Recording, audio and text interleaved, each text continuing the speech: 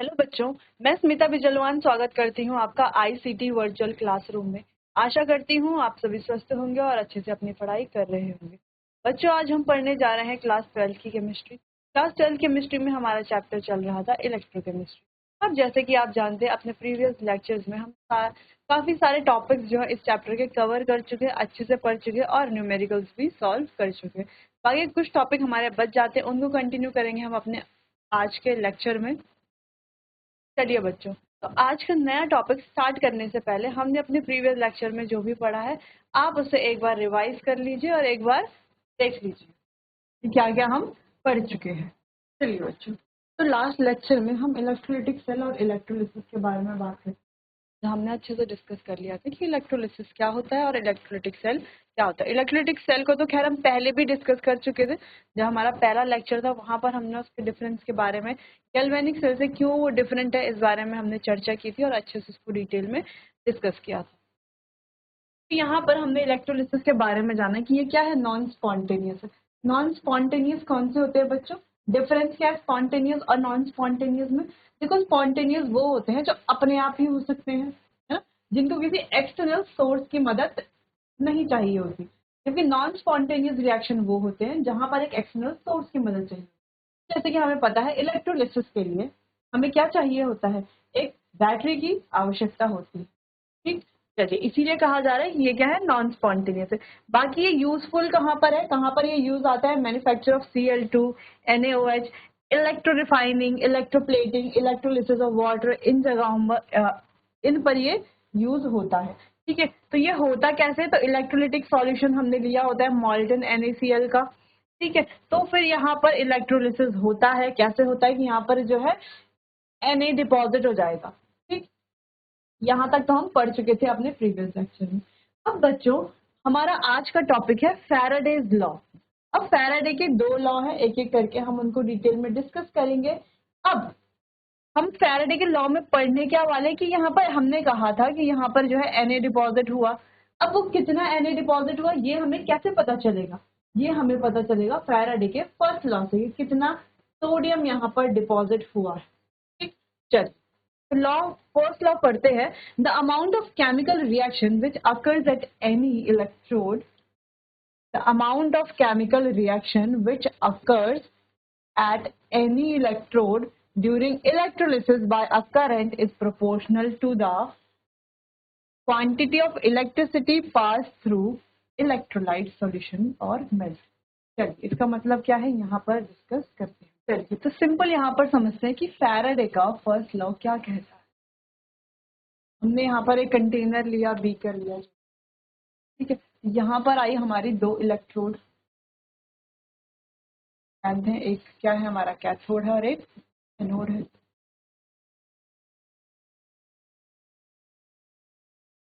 मान लेते हैं ये क्या है हमारा कैथोड और ये हमारा।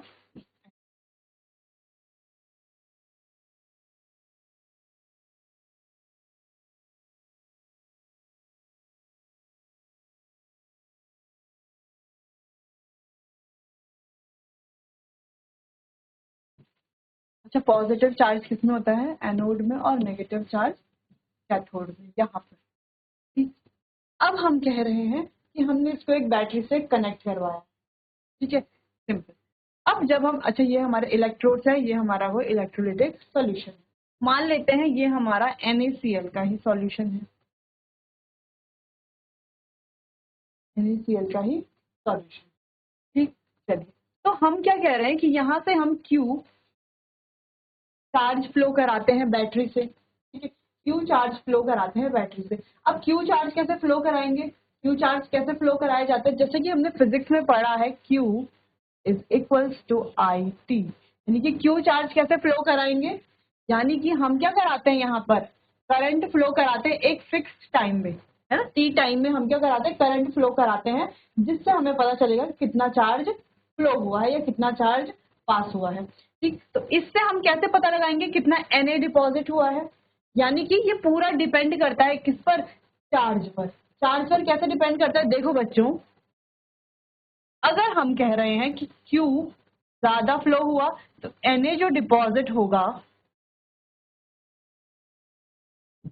है ना। क्यू चार्ज अगर हमने ज्यादा पास करा है तो सोडियम का डिपॉजिट भी ज्यादा होगा, और चार्ज अगर हमने कम पास कराया तो सोडियम का डिपॉजिट भी क्या होगा, कम होगा। तो सिंपली यही हमारा फैराडे का लॉ है। और सिंपल भाषा में कहें तो फैराडे का लॉ होता है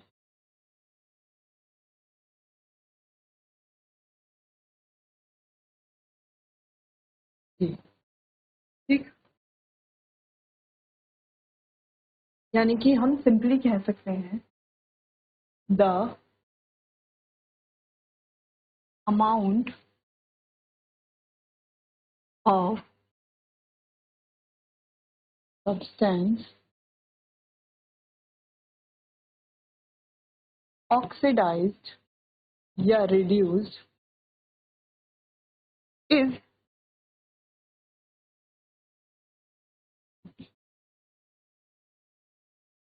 directly proportional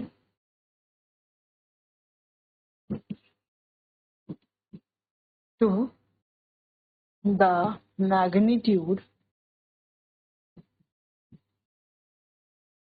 of charge flown।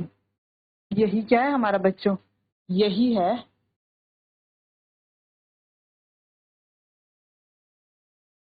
Faraday's first law.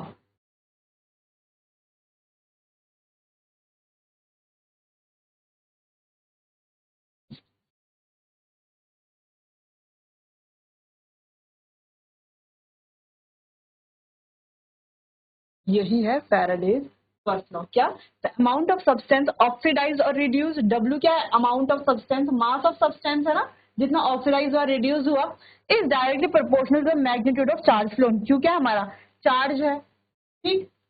तो यही हमारा क्या है बच्चों, फैराडेज फर्स्ट लॉ है। तो यहाँ पर जैसे कि हमने बात की, कैसे पता चलेगा कितना Na डिपॉजिट हुआ, डिपेंड करता है किस पर, चार्ज पर। चार्ज अगर ज्यादा पास होता है तो Na डिपॉजिट ज्यादा होता है, चार्ज अगर कम पास होता है तो Na डिपॉजिट कम होता है। ये हुआ कैसे, हमने क्या किया, यहाँ से बैटरी से चार्ज पास करवाया। चार्ज कैसे पास करवाएंगे, कैसे चार्ज फ्लो करवाएंगे, हमने क्या किया, करंट फ्लो कराया एक टाइम t पर, ठीक। तो उससे हमें पता चलिए कितना चार्ज फ्लो हुआ, जितना चार्ज फ्लो होगा उतना ही क्या होगा, सोडियम का डिपॉजिट होगा, या जो भी हमारे यहाँ पर डिपॉजिट हो रहा है, जितना कम चार्ज फ्लो होगा उतना कम डिपॉजिट यहाँ पर होगा। सिंपली यही हमारा फैराडे का लॉ।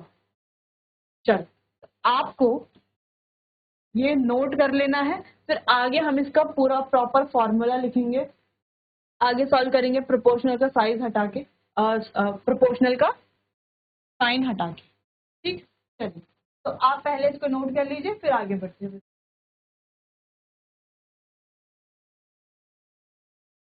चलिए, तो इसको हम आगे लिख सकते हैं बच्चों, ठीक है। यानी कि W क्या है यहाँ पर,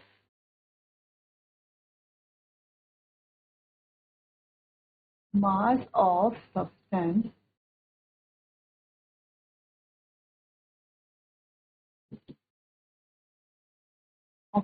ऑक्सीडाइज या रेड्यूस्ड, ठीक। क्यों क्या है हमारा, चार्ज इन कूलाम, ठीक है, चार्ज किसमें, कूलाम में। तो बच्चों जब हम ये साइन हटाते हैं प्रोपोर्शनल, डायरेक्टली प्रोपोर्शनल का, हम यहाँ पर लिखते हैं W is equal to Z, ठीक है। W इज इक्वल टू, ये भी हमारा फॉर्मूला है, इक्वल्स टू ZQ भी हमारा फॉर्मूला है। जहाँ जहाँ पर Z क्या है बच्चों, इलेक्ट्रोकेमिकल इक्विवेलेंट। अब सिंपल एक बात है कि Z की वैल्यू क्या होती है, Z को हम लिख सकते हैं E अपॉन 96500, ठीक है। Z को हम लिखते हैं E अपॉन 96500, जहां पर बच्चों E क्या होता है, इक्विवेलेंट मास ऑफ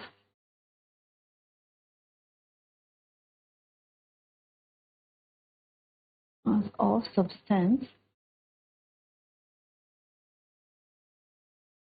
ऑक्सीडाइज्ड और रिड्यूस।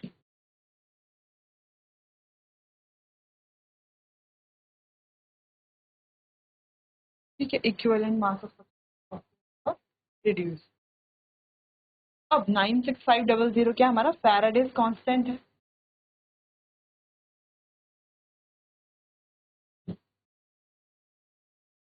ठीक है, इसको हम लिख सकते हैं बच्चों W is equals to E by 96500 into Q।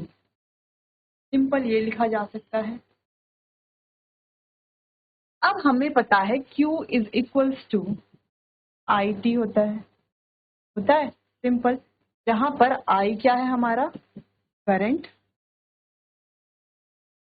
और T क्या है टाइम। तो सिंपली इसको लिखा जा सकता है W is equals to E into Q को लिखा जा सकता है I इंटू T अपॉन 96500। ये हमारा लास्ट फॉर्मूला हो जाता है।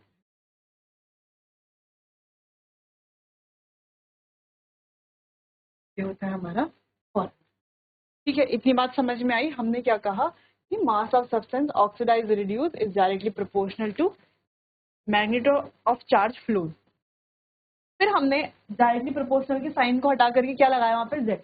जेड क्या हमारा इलेक्ट्रोकेमिकल इक्विवेलेंट है। जेड की वैल्यू होती है E बाई 96500। ई क्या होता है equivalent mass of substance oxidise और रिड्यूस। और ये क्या है हमारा फैराडेज कांस्टेंट। ठीक, अब बात करते हैं इस वैल्यू को हमने सेम फॉर्मूले में क्या कर लिया पुट कर लिया। ठीक है, फिर हमने कहा बच्चों यहाँ पर Q की वैल्यू होती है IT, इसको भी हमने सिंपल फॉर्मूले में पुट कर लिया और ये बन जाता है आपका मेन फॉर्मूला। ठीक है, तो ये फॉर्मूला या ये फॉर्मूला, इन दोनों में से कोई भी फॉर्मूला आप याद कर लीजिए। और आपको ये जब क्वेश्चंस आएंगे बच्चों तो इस तरीके से आपको फॉर्मूला याद होना चाहिए, इसका मतलब क्या है। अगर सिंपल E लिखा हुआ है या यहाँ पर Z लिख करके आता है तो आपको समझ जाना है क्या गिवन है क्या गिवन नहीं है। इसके अकॉर्डिंग ही आपको क्वेश्चन को सॉल्व करना है। चलो बच्चों, तो इतना आप नोट कर लीजिए, फिर आगे बढ़ते हैं। अच्छा, और यहाँ पर एक और चीज, E की वैल्यू यहाँ पर कैसे निकाली जाएगी। जो E है molar mass upon N factor. ठीक है, अपॉन NF। यहाँ से हम E की वैल्यू फाइंड कर सकते हैं। ठीक है, ऐसे में हम क्या कर सकते हैं E की वैल्यू फाइंड। तो आगे कुछ क्वेश्चन सॉल्व करते हैं। एक क्वेश्चन है, a current of 2.6 ampere, current दे रखा है 2.6 ampere is passed through CuSO4 solution. CuSO4 solution दिया हुआ है, 6 मिनट टाइम दिया हुआ है, 6 minutes and 20 second. The amount of Cu deposit, और Cu की क्या अमाउंट डिपॉजिट हुई है वो हमें फाइंड करना है। सिंपल W हमें यहाँ पर फाइंड करना है। जहां पर बच्चों हमें क्या दिया हुआ है करंट, यानी कि I हमें गिवन है 2.6 ampere. Atomic weight of Cu का एटॉमिक वेट हमें गिवन है, फैराडे कांस्टेंट हमें गिवन है, और टाइम हमें गिवन है। टाइम कितना दिया हुआ है, टाइम है 6 मिनट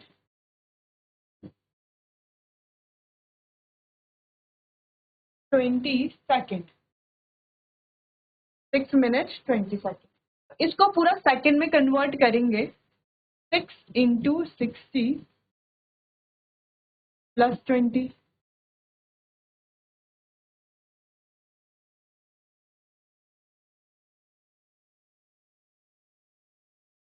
तो टाइम आ गया हमारा 380 सेकेंड। टाइम तो हो गया इतना। एटॉमिक वेट हमें दिया हुआ है, Cu का एटॉमिक वेट दिया हुआ है 63.5। फॉर्मूला क्या होता है बच्चों, फॉर्मूला है W is equals to E into I into T upon 96500। ठीक है, E की वैल्यू कैसे निकालेंगे, देखो CuSO4 दिया हुआ है ना हमें, CuSO4। अब CuSO4 कैसे ब्रेक होगा बच्चों, Cu2 पॉजिटिव और SO4 2 नेगेटिव, इस तरीके से ब्रेक होगा। यानी कि यहाँ पर n की वैल्यू कितनी आ जाएगी, जो हमारा n फैक्टर है वो कितना आ जाएगा, वो आ जाएगा 2। n फैक्टर की वैल्यू आ जाएगी 2। ठीक है, n फैक्टर कहाँ पर चाहिए, E के लिए चाहिए है ना। E की वैल्यू क्या थी, E is equals to molar mass upon n factor. ठीक है, तो E is equals to molar mass upon n factor, ये हमारा फॉर्मूला है। तो यहाँ पर n फैक्टर की वैल्यू रख के, मोलर मास हमें गिवन है, मोलर मास की वैल्यू रख के E हमारा आ जाएगा। I यानी कि करंट हमें गिवन है, T टाइम हमने निकाल लिया, तो ये टाइम भी गिवन था, हमने बस सेकंड में कन्वर्ट किया और कुछ नहीं किया। तो सिंपल इस फॉर्मूले में हमको वैल्यू पुट करनी है, सिंपल सा इस फॉर्मूले में वैल्यू पुट करनी है और आंसर हमारा आ जाएगा। हमें पता चल जाएगा कितना अमाउंट ऑफ कॉपर जो है वो डिपॉजिट है। तो सिंपल कॉपर डिपॉजिशन के लिए हमें सिंपल फॉर्मूला, जो हमारा फॉर्मूला है, ये लिखना है। देखना है क्वेश्चन में क्या क्या गिवन है और क्या क्या हम और ढूंढ सकते हैं। ठीक, सारी वैल्यूज जब हम ढूंढ लेंगे, फॉर्मूला लिखेंगे, फॉर्मूले में वैल्यू पुट कर देंगे, आसानी से सॉल्व हो जाएगा। चलो, तो एक बार आप खुद से इसको अटेम्प्ट कीजिए, खुद से ट्राई कीजिए, फिर इसको मैं सॉल्व करा।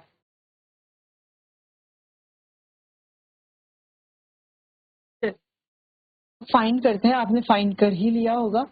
अब E की वैल्यू फाइंड करते हैं। हमने कहा E ऑफ Cu निकालना है, तो E ऑफ Cu कितना था, देखो मोलर मास कितना है Cu का, क्वेश्चन में गिवन है, सॉरी जो एटॉमिक मास है ये आपको हमेशा गिवन होगा क्वेश्चन में। ठीक है, 63.5 कितना है, 63.5, और NF की वैल्यू कितनी है, 2। जब हम इसको सॉल्व करेंगे तो ये आएगा लगभग हमारा 31.7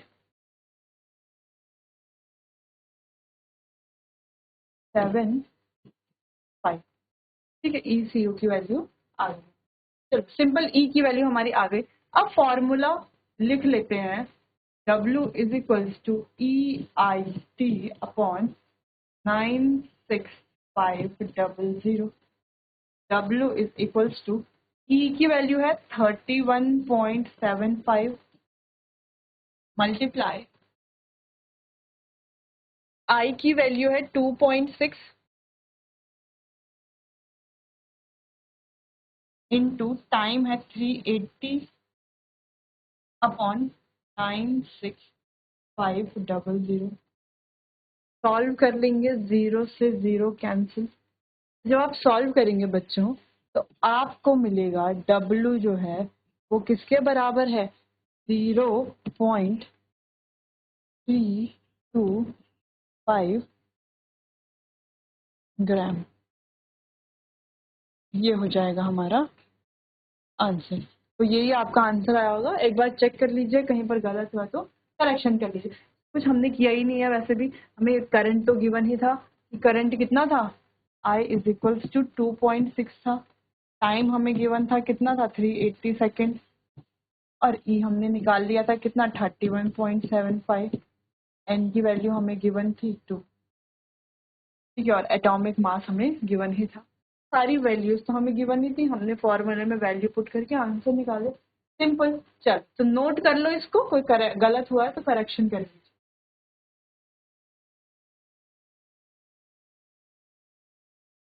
चलिए, अब आगे बढ़ते हैं अगले क्वेश्चन की तरफ, सॉल्यूशन ऑफ AuCl4 नेगेटिव, जहां पर Au का एटॉमिक मास हमें गिवन है 197। ठीक है, Au का गिवन है। How long will it take for a current of 6 ampere to deposit 78 gram gold from a solution. तो इस सॉल्यूशन से, AuCl4 नेगेटिव सॉल्यूशन से इतना ग्राम गोल्ड डिपॉजिट होने पर इतने करंट में कितना टाइम लगा, इतना करंट में इतना गोल्ड डिपॉजिट हुआ इस सॉल्यूशन से, तो टाइम कितना लगा, यहाँ पर बेसिकली हमें टाइम निकालना है। तो formula W is equals to EIT upon 96500। पहले लिख लेना है बच्चों की गिवन क्या क्या है, क्या क्या चीजें हमें क्वेश्चन में दी गई है। तो यहाँ पर W की वैल्यू हमें दी हुई है, W है हमारा 78 ग्राम। सिंपल। करंट यानी कि I हमें दिया हुआ है 6 एम्पियर। ठीक है, टाइम हमें बच्चों फाइंड करना है, और E क्या होता है, मास, जो भी मास गिवन है 197 अपॉन जो भी क्या है इसका NF है, और NF कैसे निकालेंगे देखो, AU Cl4 negative plus 3 electron gives AU plus 4Cl negative. तो यहाँ से NF की वैल्यू कितनी आ गई, 3 आ गई। सिंपल, NF की वैल्यू कितनी आ गई, 3 आ गई। ये हम सीख चुके हैं जब हम E cell, E not cell, EMF इसके बारे में सीख रहे थे, तो ये हमने वहां पर ही सीख लिया था। तो E की वैल्यू हो जाएगी 197 अपॉन 3। तो सिंपल सारी वैल्यूज हमें गिवन है, फॉर्मूले में वैल्यू पुट करनी है। ये रहा फॉर्मूला, E हमें गिवन है, I हमें गिवन है, T हमें निकालना है, W हमें गिवन है। फॉर्मूले को रीअरेंज कीजिए, टाइम निकालिए, कैसे निकालेंगे एक बार खुद से कीजिए, फिर मैं इसको सॉल्व कराती हूँ। चलो, ये रहा फॉर्मूला। टाइम अगर हमें निकालना है तो time is equals to W upon E into I into 96500। ये हो जाएगा फॉर्मूला। वैल्यूज पुट करेंगे तो क्या वैल्यूज आ रही हैं, देखो W की वैल्यू है 78 इंटू 96500। यहाँ पर नीचे देखो करंट की वैल्यू है 6 इंटू E की वैल्यू है 197, ऊपर आ जाएगा 3। ठीक है, तो ये आ गई हमारी वैल्यू। यहाँ से टाइम आ जाएगा, टाइम सॉल्व कर लेंगे। तो सॉल्व कीजिए बच्चों इसको, ये आ गया 19104 सेकेंड। तो ये टाइम हमने सेकंड में निकाला है। आप चाहें तो इसे मिनट्स में निकालिए, आर में निकालिए। ठीक है, तो मिनट्स में भी निकाल सकते हैं, इसको कन्वर्ट कर लेना है मिनट में, या आर में निकालना है तो आर में कन्वर्ट कर लेना है। ठीक है, चलिए। तो बच्चों आज हमने पढ़ा फैराडेज फर्स्ट लॉ। ठीक है, फैराडे का जो पहला नियम है वो क्या है, वो हमने अच्छे से पढ़ा। फिर कैसे जो है कितना क्या डिपॉजिट होता है, कैसे हम निकालेंगे, ये हमने पढ़ा। उसके बाद हम बच्चों आगे आने वाले सेशन में पढ़ेंगे करंट एफिशिएंसी के बारे में। आज हमने जो है फैराडेज लॉ से रिलेटेड कुछ न्यूमेरिकल्स भी किए, तो उम्मीद है आपको अच्छे से समझ में आया होगा। तो बच्चों बाकी कंटिन्यू करेंगे हम अपने आने वाले अगले सेशन में। तब तक के लिए आपका बहुत बहुत धन्यवाद।